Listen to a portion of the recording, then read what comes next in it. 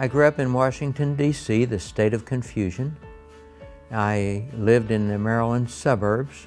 My dad had a dairy, and I've got pictures over here. My baby torso was the logo. My mug shot was on the bottle caps. And he had that dairy there in the suburbs in Brentwood, Maryland. So anyway, I had a cousin named Burnett Taylor, and he had been headed for reform school, but his parents sent him to Bob Jones University in Greenville, South Carolina, which is kind of like God's boot camp.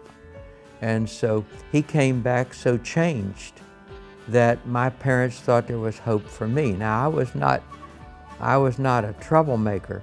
I was an introvert. And my dad thought, well, maybe it would bring me out of my shell. And so I went to Bob Jones University.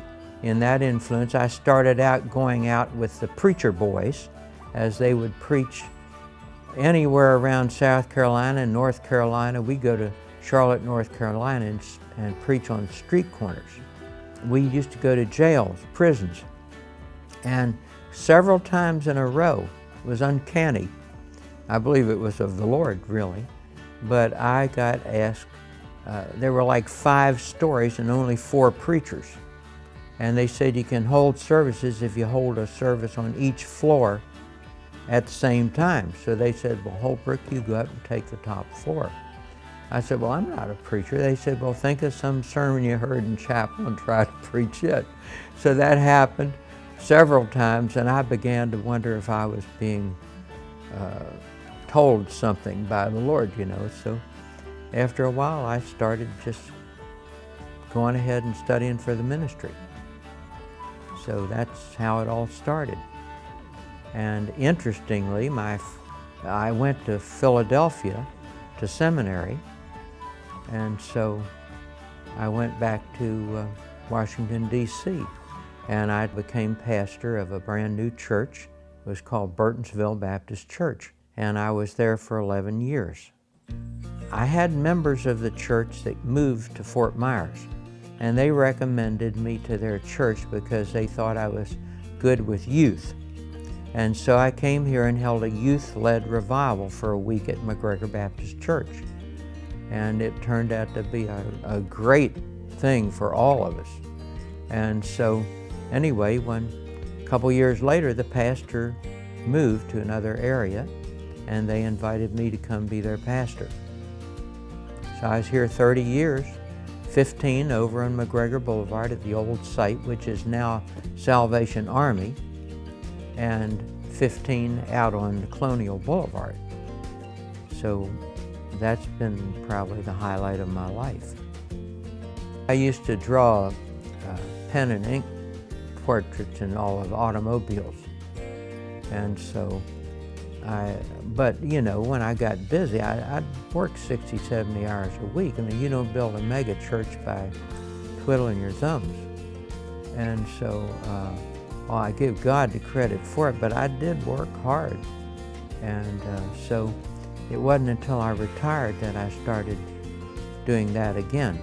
But it was when I retired I thought I'd paint, and I painted cars, trains, boats, and airplanes. And so my sister, who studies art, she goes to Europe and studies and things like that. But I have more the natural gift, I think. And so anyway, she said, why don't you paint something besides that? So I started doing portraits. I figured if you could paint a portrait, you can paint anything. Took a stab at it. Of course, I put watercolors on about as thick as acrylics. I probably don't use it. Most watercolors, you know, are translucent or transparent. You see the depth through them, and mine are pretty much translucent because I pour it on. But it seems to work. I have so many people that have meant a lot in my life, and I paint them so I wouldn't forget them. When I walk down the hall, I think of them. This is on the suburbs of Washington, D.C., halfway between Washington and Baltimore, Maryland.